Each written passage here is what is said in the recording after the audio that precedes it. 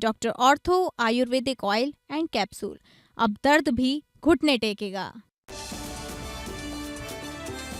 PM Modi की राजस्थान को सौगात, जोधपुर के नए एयरपोर्ट टर्मिनल का लोकार्पण, पचपदरा रिफाइनरी का किया लोकार्पण, कहा युद्ध के बीच भी देश में नहीं आने दिया ऊर्जा संकट।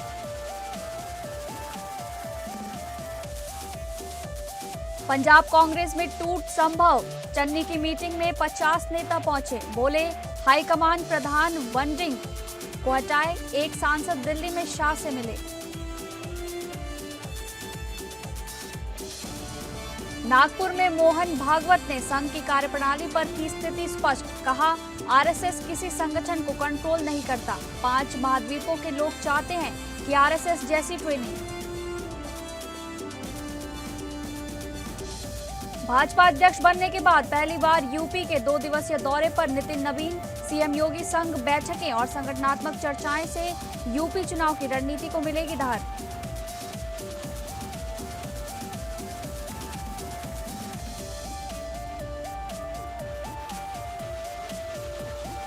नमस्कार, आप सभी का बहुत बहुत स्वागत है इस बुलेटिन में। मैं हूं आपके साथ शालिनी राणा।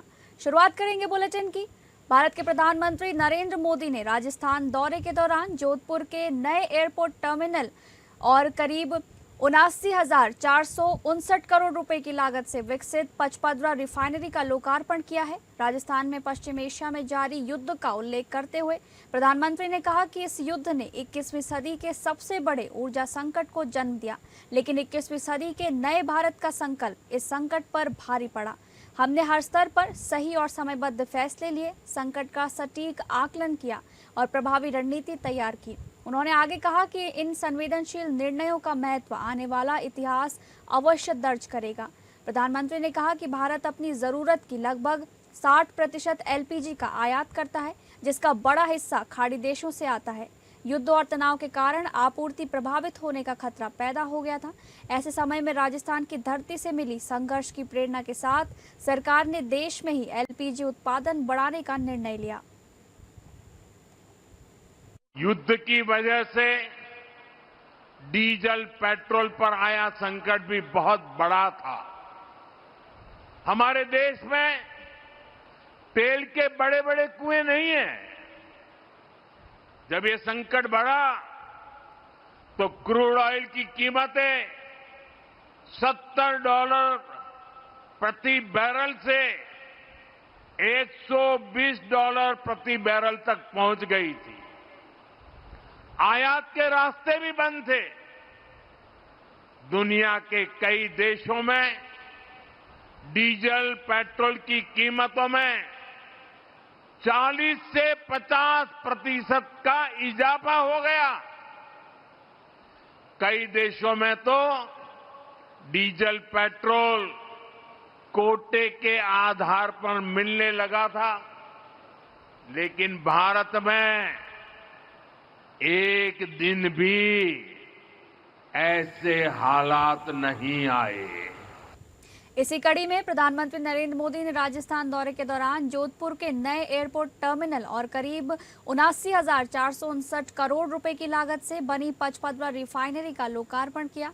नए एयरपोर्ट टर्मिनल को उड़ान योजना के तहत लगभग 480 करोड़ रुपए की लागत से बनाया गया है। इससे यात्रियों को विश्व स्तरीय सुविधाएं मिलेंगी। पचपदरा रिफाइनरी देश की सबसे बड़ी औद्योगिक परियोजनाओं में से एक है। इसके लिए 1.5 करोड़ घन मीटर मिट्टी की खुदाई की गई है, जो मिस्र के गीजा पिरामिड की खुदाई से लगभग 6 गुना अधिक है। रिफाइनरी से निकलने वाले उप उत्पादों पर आधारित प्लास्टिक उद्योग भी स्थापित किए जाएंगे, जिससे प्रदेश में औद्योगिक विकास और रोजगार के नए अवसर बनेंगे।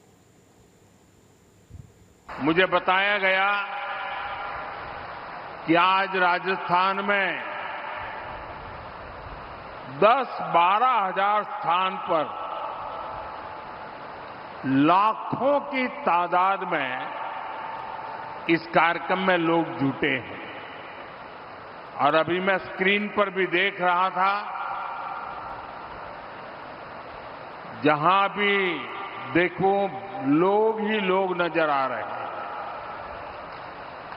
टेक्नोलॉजी के माध्यम से राजस्थान के कोने कोने से जुड़े हुए सभी मेरे राजस्थान के भाई बहनों को भी मैं यहां से प्रणाम करता हूं।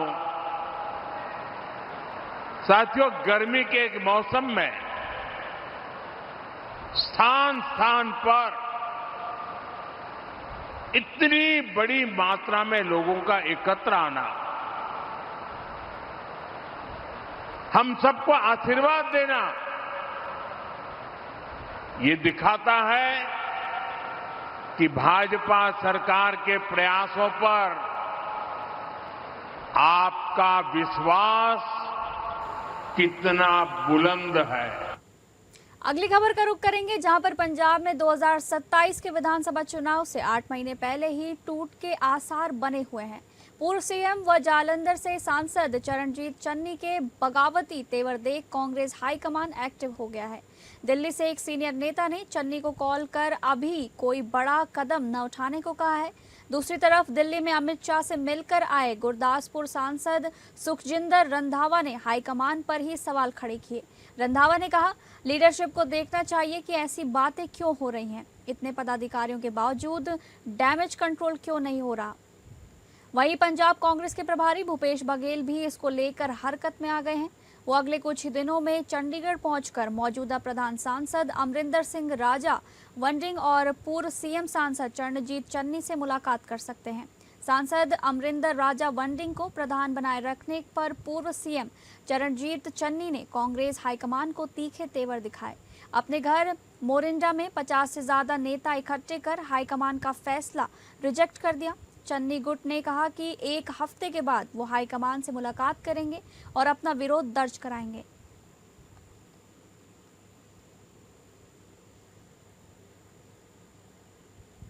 अगली खबर, अयोध्या राम मंदिर दान विवाद के बीच राष्ट्रीय स्वयंसेवक संघ के सरसंघ चालक मोहन भागवत का अहम बयान सामने आया है। नागपुर में आयोजित एक कार्यक्रम के दौरान उन्होंने स्पष्ट किया कि संघ से जुड़े विभिन्न संगठन स्वतंत्र रूप से कार्य करते हैं और उन्हें संघ न तो केंद्रीय स्तर पर संचालित करता है और न ही किसी तरह से रिमोट कंट्रोल करता है। मोहन भागवत ने कहा कि लोगों में अक्सर ये गलतफहमी रहती है कि संघ से जुड़े सभी संगठनों का संचालन सीधे संघ करता है। उन्होंने कहा कि विभिन्न क्षेत्रों में कार्यरत अनेक संगठन और स्वयंसेवक अपने अपने दायित्वों के अनुसार काम करते हैं और संघ की कार्यप्रणाली में केंद्रीय नियंत्रण या रिमोट संचालन जैसी कोई व्यवस्था नहीं है। सरसंघचालक ने कहा कि संघ की संरचना समाज आधारित सहभागिता और स्वायत्त कार्यशैली पर आधारित है। उनके मुताबिक स्वयंसेवकों और विभिन्न संगठनों की कार्यप्रणाली स्वतंत्र है तथा संघ केवल वैचारिक प्रेरणा का कार्य करता है, प्रत्यक्ष संचालन या नियंत्रण का नहीं। संघ का क्या है, क्या क्या संघ का है, लोगों को गलतफहमी होती है ना। इतने सारे संगठन जिसमें स्वयंसेवक काम करते हैं, इतनी सारी गतिविधियां हैं, तो उनको लगता है कि ये संघ ही चलाता है, संघ उसको सेंट्रली डायरेक्ट करता है या रिमोटली कंट्रोल करता है, ऐसा लोग समझते हैं। लेकिन ऐसा है नहीं। संघ कार्य की रचना में ये सब है नहीं। आज जो स्वयंसेवक अन्य अन्य काम कर रहे हैं, समाज को साथ लेकर कर रहे हैं, वैसे सारे अन्य अन्य कार्य समाज को साथ लेकर डॉक्टर हेडगेवार ने कर लिए थे, कर चुके थे। भाजपा के राष्ट्रीय अध्यक्ष नितिन नबीन लखनऊ दौरे पर पहुंचे हैं। नितिन नबीन का ये पहला यूपी दौरा है। एयरपोर्ट पर सीएम योगी, प्रदेश अध्यक्ष पंकज चौधरी ने उनका स्वागत किया है। इसके बाद एयरपोर्ट से भाजपा प्रदेश मुख्यालय तक 42 से अधिक स्थानों पर उनका स्वागत किया गया। इसके लिए 50,000 से ज्यादा कार्यकर्ता और पदाधिकारी तैनात रहे। उत्तर प्रदेश की राजधानी में 1 लाख से ज्यादा पोस्टर बैनर लगवाए गए हैं। यहां ओपन वैन में नितिन नबीन और प्रदेश भाजपा अध्यक्ष एयरपोर्ट से भाजपा प्रदेश मुख्यालय तक करीब 18 किलोमीटर लंबा रोड शो किया गया। एयरपोर्ट से निकलने के बाद वो प्रदेश अध्यक्ष पंकज चौधरी के साथ विशेष रथ पर सवार होकर रोड शो के लिए रवाना हुए। पूरे मार्ग में जगह जगह कार्यकर्ताओं और विभिन्न सामाजिक संगठनों ने उनका स्वागत किया। राष्ट्रीय अध्यक्ष बनने के बाद ये नितिन नबीन का पहला लखनऊ दौरा है। वो करीब 36 घंटे लखनऊ में रहेंगे। इस दौरान सांसदों, विधायकों और मंत्रियों के साथ बैठक के अलावा आरएसएस पदाधिकारियों से भी उनकी मुलाकात होगी। भाजपा प्रदेश कार्यालय में नितिन नबीन प्रदेश संगठन की मीटिंग भी करेंगे। इसमें मुख्यमंत्री योगी आदित्यनाथ, अध्यक्ष पंकज चौधरी, दोनों डिप्टी सीएम केशव प्रसाद मौर्य और ब्रजेश पाठक, प्रदेश महामंत्री धर्मपाल सिंह, सभी प्रदेश महामंत्री, प्रदेश उपाध्यक्ष और प्रदेश मंत्री शामिल हैं। मैं पिछले बार लखनऊ जब आया था और आज जब जिस प्रकार से कार्यकर्ताओं का प्यार और स्नेह देखने को मिल रहा है, 2027 में कमल खिलेगा। उत्तर प्रदेश को उत्तम प्रदेश, जिस प्रकार से डबल इंजन की सरकार मोदी और योगी की जोड़ी ने बनाया है, निश्चित रूप से बाबा विश्वनाथ का, काशी विश्वनाथ का नगरी, अयोध्या की नगरी और मथुरा की नगरी वाला ये उत्तर प्रदेश निश्चित रूप से फिर से कमल खिलाने को 2027 में तैयार खड़ा है।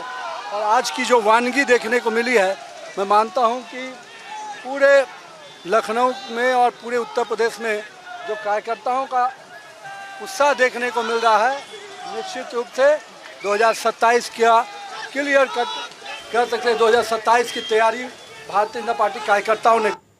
अगली खबर का रुख करेंगे, जहां एसआईटी ने राम मंदिर चढ़ावा चोरी मामले में दूसरे दिन भी जांच की। ट्रस्ट के भूमि खरीद, लेन देन और अधिकारियों की संपत्तियों का सत्यापन किया गया।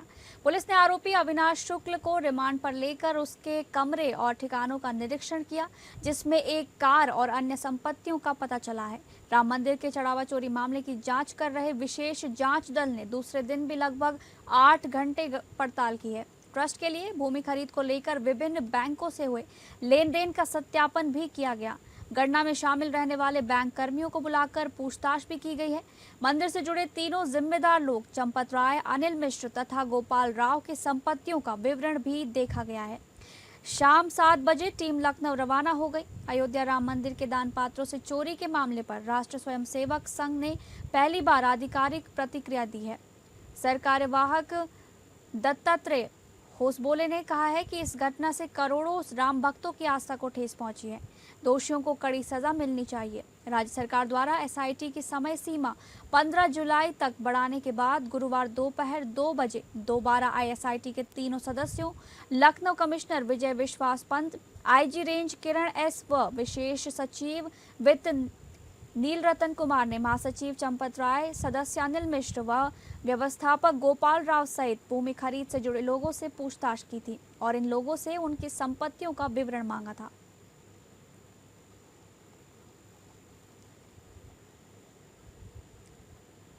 टीएमसी बागी विधायक गुट ने पार्टी के दफ्तर पर कब्जा किया है। गुट के नेता और पश्चिम बंगाल में नेता विपक्ष ऋतव्रत बनर्जी समेत 60 विधायक तृणमूल कांग्रेस के हेडक्वार्टर पहुंचे और वहां 5 मिनट तक मीटिंग भी की। कोलकाता में टीएमसी के राजनीतिक भविष्य पर उस समय प्रश्न चिन्ह खड़ा हो गया था, जब पार्टी में विधानसभा चुनाव की हार के बाद फूट पड़ गई थी। पार्टी के एक धड़े ने बगावत करते हुए खुद को औपचारिक रूप से असली टीएमसी का दर्जा दे दिया था। वो विवाद जग जाहिर भी हुआ है।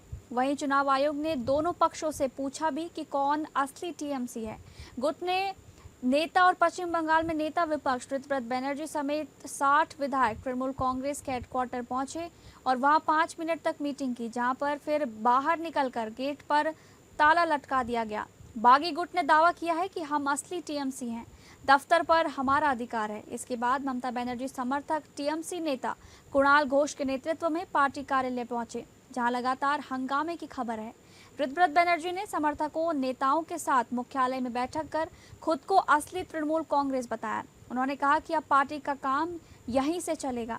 एक दिन पहले गुरुवार को उनके गुट ने चुनाव आयोग में पार्टी के नाम, चुनाव चिन्ह और संगठन पर दावा पेश किया था। ममता बनर्जी समर्थक गुट के वरिष्ठ नेता कुणाल घोष कार्यालय पहुंचे, लेकिन गेट पर ताला लगे होने के कारण अंदर नहीं जा सके। उन्होंने कहा कि जो लोग ये दावा कर रहे हैं वे निर्दलीय चुनाव जीतकर नहीं आए थे।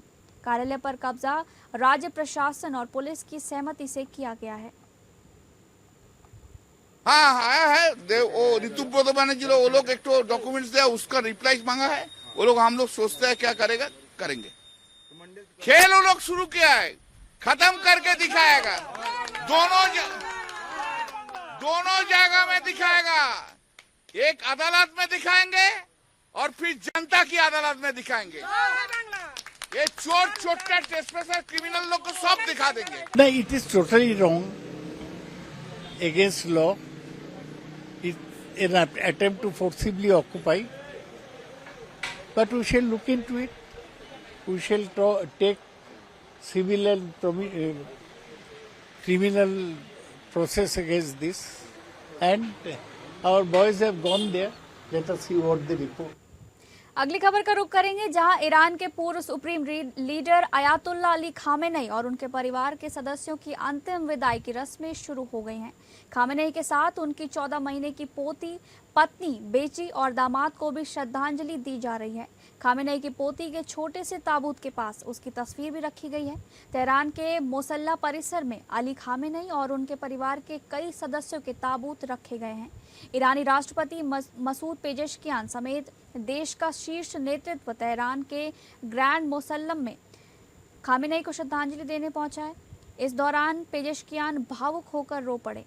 उनके साथ मौजूद ईरानी संसद के स्पीकर मोहम्मद बागेर गालिबाफ और कई सैन्य अधिकारी भी अपने आंसू नहीं रोक सके। खामेनेई और उनके परिवार के सदस्यों की 28 फरवरी को अमेरिका इजराइल के संयुक्त हवाई हमले में मौत हो गई थी।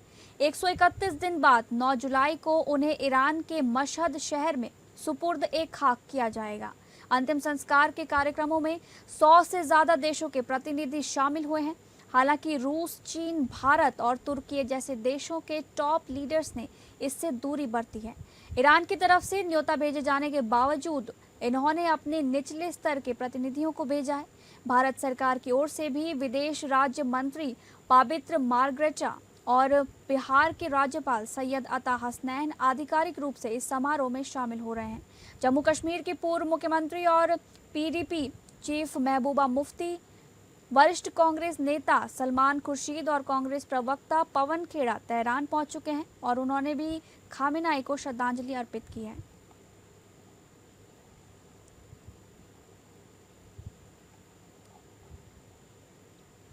अगली खबर, गाजियाबाद जिला प्रशासन ने अवैध अतिक्रमण के खिलाफ एक और बड़ी कार्रवाई की है। लोनी तिराहा स्थित जीटी रोड पर सड़क किनारे बनी एक अवैध मजार को बुलडोजर चलाकर ध्वस्त कर दिया गया है। गाजियाबाद के लोनी तिराहा जीटी रोड पर जिला प्रशासन ने बुलडोजर कार्रवाई करते हुए सड़क किनारे बनी एक अवैध मजार को ध्वस्त कर दिया है।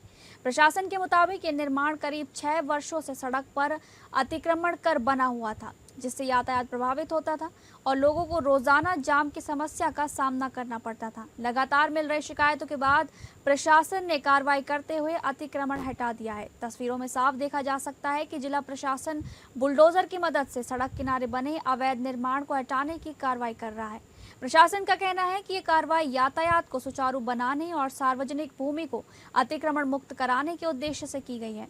कार्रवाई के दौरान किसी भी अप्रिय स्थिति से निपटने के लिए सुरक्षा के व्यापक इंतजाम किए गए। मौके पर बड़ी संख्या में पुलिस बल तैनात रहा और पूरे क्षेत्र में शांति व्यवस्था बनाई रखी गई।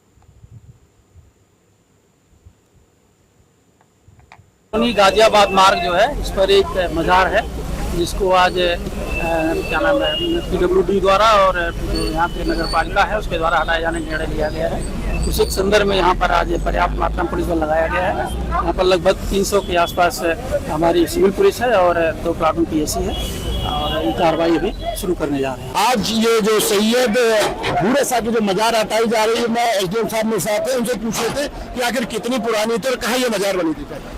देखिए, ये मजार 10 से 15 वर्ष पुरानी बताई जा रही है। ये लोनी से गाजियाबाद जाने वाली जो मुख्य मार्ग है उसके ऊपर स्थित थी। ये कब से आपको शिकायतें मिल रही थी कि मार्ग अवरुद्ध हो रहा है, कि ये मजार की वजह से किस तरह से शिकायतें मिली, किस तरह से हटाने की पूरी प्रक्रिया? ये यहाँ के स्थानीय लोगों की तरफ से, निवासियों की तरफ से शिकायतें थी कि इसकी वजह से यहाँ अवैध अतिक्रमण की वजह से घंटों तक जाम रहता है, आने जाने में समस्या होती है। तो उसी क्रम में आज ये नगर पालिका, PWD और प्रशासन के द्वारा संयुक्त कार्रवाई में सड़क से अवैध अतिक्रमण हटाया जा रहा है। अवैध अतिक्रमण के रूप में ये मजार को हटाया गया। SDM साहब का कहना है कि ये मजार 10 से 15 साल पुरानी है, लेकिन अगर हम स्थानीय लोगों की बात करें तो उनका कहना है कि ये मजार पिछले 70 वर्षों से इधर ही बनी हुई है। तो फिलहाल इस बुलेटिन में बस इतना ही। नमस्कार।